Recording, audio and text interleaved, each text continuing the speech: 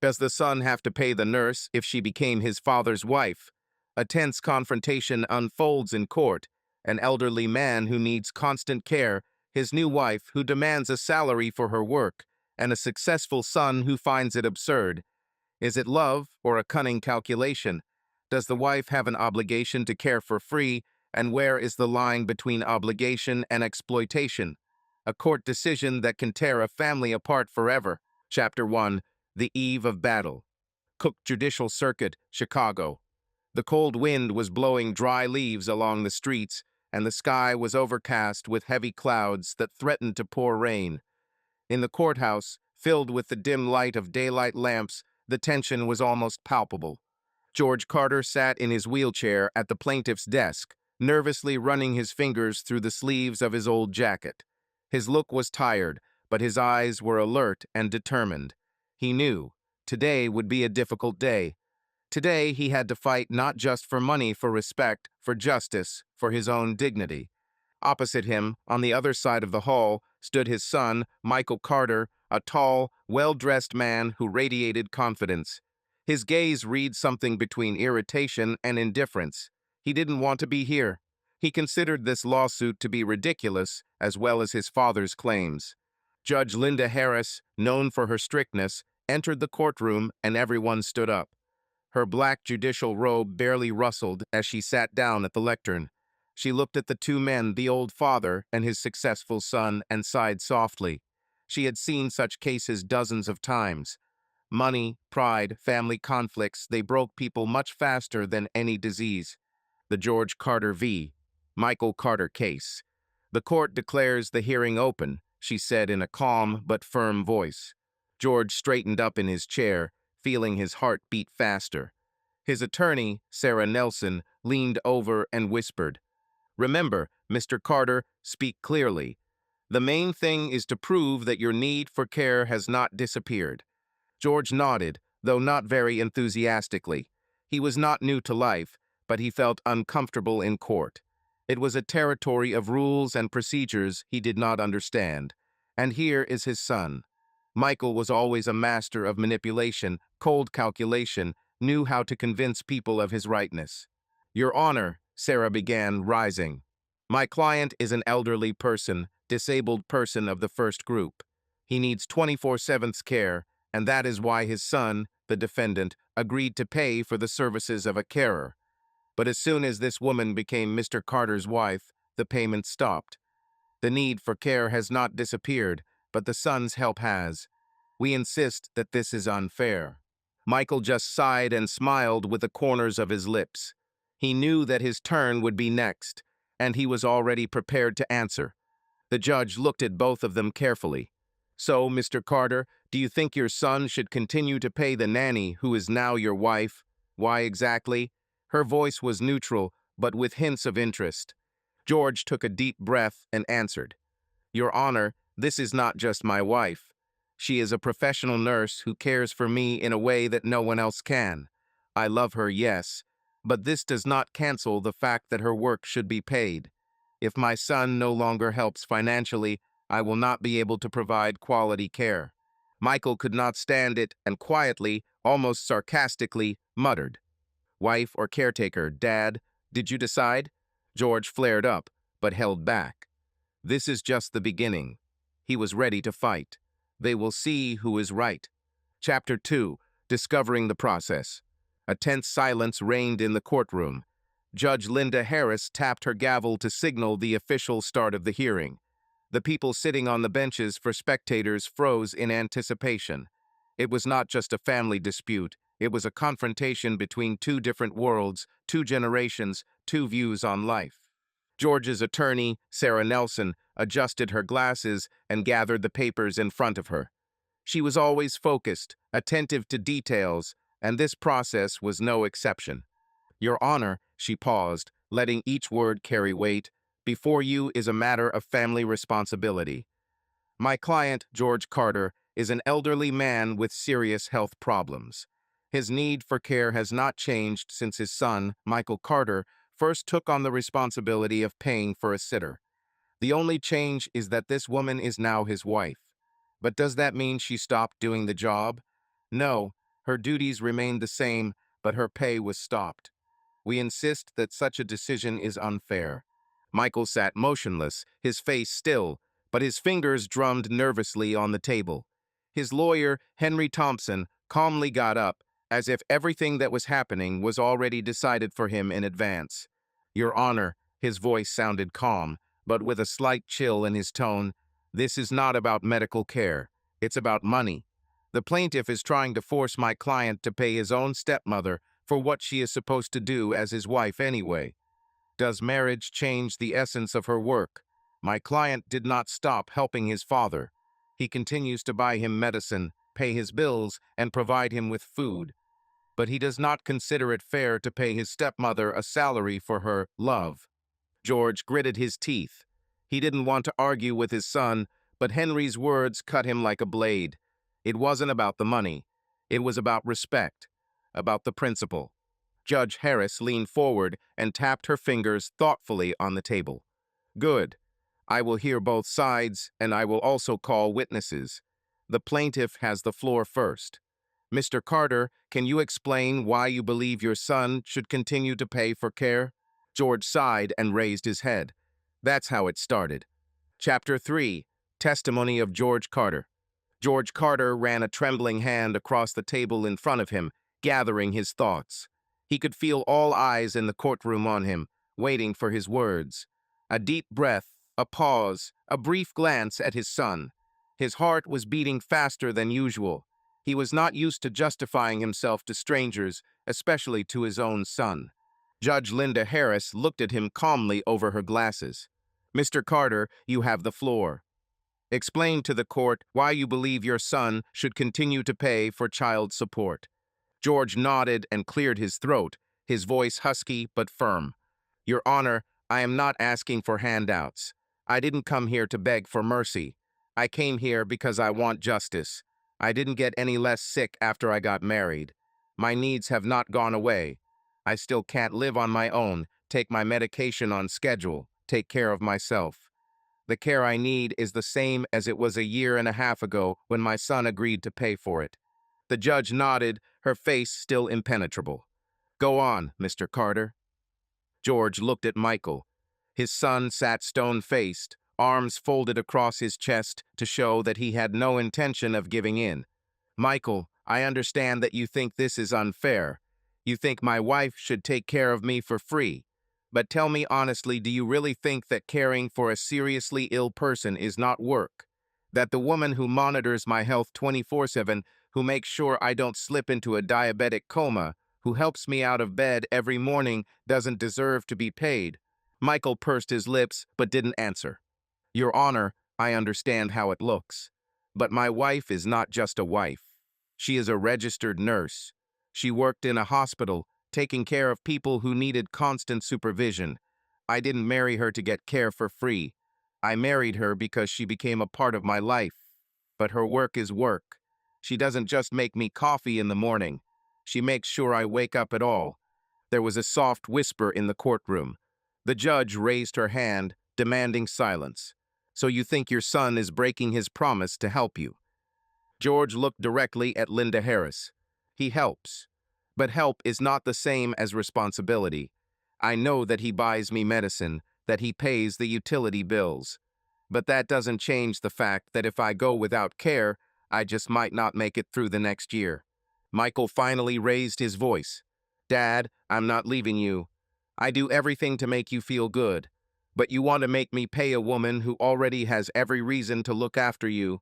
She is your wife. Isn't it her duty? George looked at the judge. Your Honor, if Michael thinks my wife should take care of me for free, then let him tell me straight up. Is he willing to take on that care himself? Because if he's not ready, then the only person who cares for me has to get paid for it. There was a tense silence in the hall. Chapter 4. Testimony of Michael Carter. Michael Carter slowly rose from his seat. He adjusted the cuffs of his expensive suit, endured a pause, looked around the room, and only then looked at the judge. There was neither anger nor pity in his eyes, only cold calculation. Your Honor, his voice sounded confident, without a hint of emotion. I respect my father. I have always supported him and continue to do so. but I do not agree with the fact that I am being forced to pay for the services of a carer who is now his wife. I consider it absurd. George gripped the arms of his wheelchair, but said nothing. His eyes, however, spoke louder than any words. Michael noticed this, but continued. My father says that his needs have not changed. This is true, but circumstances have changed. His caregiver is no longer just a hired worker, she is his legal wife. And if she married him, it means that she took on certain responsibilities. I don't see why I have to pay her for this. George's attorney, Sarah Nelson, rose from her seat. Mr. Carter, do you agree that your father cannot take care of himself? Michael nodded as if it was obvious. Yes, of course. That is why I paid for the services of a nanny for a year and a half. I cared about him. But I do not believe that I should pay for the work of a woman who became his wife voluntarily. You said that you continue to support your father. What exactly do you do? Michael sat back down and took out stacks of papers from his briefcase. I cover the cost of his medicine. I handle the utilities. I pay for his essentials. Here are the statements from the past 3 months on average. It's over $2,000 a month. Your Honor, can anyone claim I've abandoned my father to fend for himself? He shot a glance at George. I do everything in my power, but I refuse to pay someone just because she married him. George raised his voice for the first time in a long time. To someone, you're talking about my wife, Michael. You are talking about the woman who takes care of me every day, who does not sleep at night when my blood pressure rises or my blood sugar drops sharply. Is it just a woman for you? Michael took a deep breath, as if suppressing his anger. Daddy, if she loves you so much, she'll take care of you for free. Isn't that how true love works? Judge Harris gave Michael a stern look. You claim that you are ready to continue to help your father financially, but you do not think it is fair to pay for his care. That's right, Your Honor. If he needs care, let him hire another sitter. I am willing to discuss it. But I will not pay a woman who has already earned her place in his life and in his house. There was silence in the hall. These were the words that could decide the whole process. Chapter 5. Testimony of Margaret Baker. As Judge Harris called her name, Margaret Baker, wife of George Carter, rose slowly and walked to the witness stand. She sat down, straightened the folds of her modest dark suit, and turned her gaze to the judge. There was no fear in her eyes, only calm confidence. Please introduce yourself for the record, said the judge. Margaret Baker Carter, 45, registered nurse, she answered in an even voice. Sarah Nelson's lawyer nodded and moved closer. Mrs. Carter, tell me how you became Mr. Carter's carer. Margaret sighed, glancing around the hall. She saw Michael Carter cross his arms over his chest, his gaze sharp, almost accusing. She ignored it. I was working at a private clinic in Chicago when I was invited to take care of Mr. Carter. He needed someone to monitor his medication, help with mobility and self-care. He experienced several critical moments due to diabetes, and his condition required constant monitoring. You did this job for a year and a half, right? Sarah Nelson clarified. Yes, Margaret nodded. It was hard work, but I got used to it. I worked in hospitals, in private homes. But Mr. Carter, he was different. He was lonely. We talked a lot, and over time, our relationship became deeper. You became his wife. Yes, and that was my decision. His too. We both wanted this. Her voice remained firm, without a shadow of a doubt. Michael's lawyer, Henry Thompson, stood up and came closer. Tell me, Mrs. Carter, if you love your husband so much, why do you demand payment for your work? After all, you are a wife. Isn't that your duty? Margaret finally turned her gaze to Michael. A cold gleam appeared in her eyes. Mr. Thompson, does love mean I have to work for free? Caring for a person is not just support. It's hard, tiring work. My husband needs 24/7 care, and if I go to work in a hospital, who will take care of him? You. Muffled voices echoed in the hall. The judge tapped her gavel, demanding silence. Mrs. Carter, were you financially motivated to marry your husband? Henry Thompson did not back down. She shook her head slowly. If it were so, I would have forced him to sell the apartment or rewrite the bills for me a long time ago. But this did not happen. All I want is for my work to be appreciated, because it did not become easier just because I said yes in front of the judge. Michael Carter clenched his jaw as he listened. He wanted to object, but this time he remained silent. Judge Harris made a note in her journal. "Thank you, Mrs. Carter. You may return to your seat for now." Margaret got up and walked slowly back. She knew that she would not lose this battle so easily. Chapter 6. Court Decision. The courtroom froze in anticipation. Judge Linda Harris slowly put down her pen and removed her glasses. She raised her gaze to those present, keeping it on each of the main participants in the process. The tension in the hall was almost palpable. George Carter was sitting in his wheelchair. His hands were shaking slightly, but he remained upright. Michael Carter looked calm, but there was intense anticipation in his eyes. Margaret Baker, his wife, remained motionless, only her hands folded in her lap betraying her inner agitation. Judge Harris tapped her gavel on the wooden table. "The court has made a decision." Her voice sounded firm, without any emotion. After considering the testimony of both parties, as well as all the evidence presented, the court seized no legal basis for ordering the defendant, Michael Carter, to pay his stepmother for the care of his father. A hum swept through the hall. George Carter pursed his lips. His gaze went to the floor. Michael Carter did not hide a satisfied smile. He turned to the lawyer, who nodded, confirming that their strategy had worked. "The court understands that Mr. George Carter requires constant care," the judge continued. "However, under the circumstances, his wife, Mrs. Margaret Carter, cannot claim payment for this work, as she is his legal wife. The law does not provide for financial compensation to spouses for performing marital duties, even if they include caring for a disabled person." George jerked his head up. "So I will just have to wait for death without care." The judge kept a stern expression on her face. "You have the right to file a separate lawsuit to receive alimony from your son.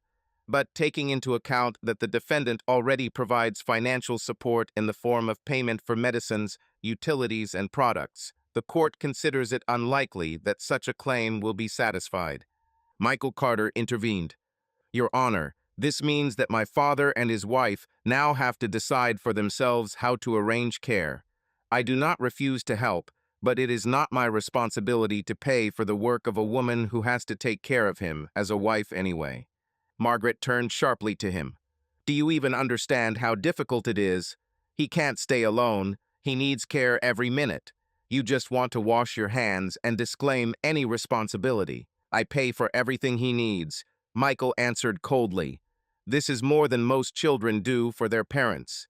Judge Harris rapped her gavel again. "That's enough. The court considers that the decision has been made. The lawsuit was dismissed. The case is closed." George sighed, his shoulders slumping. He knew that this day would be a turning point in his life, but he was not prepared for what happened next. He slowly turned to Margaret, took her hand, and whispered, "If Michael doesn't want to take care of me, he won't get anything. I will rewrite the apartment for you." Michael clenched his jaw when he heard this. His gaze became as sharp as a knife blade. He understood. This conflict is far from over. And what do you think? Was the judge's verdict fair? Write your thoughts in the comments below the video. Subscribe to the channel so you don't miss the next crazier thing.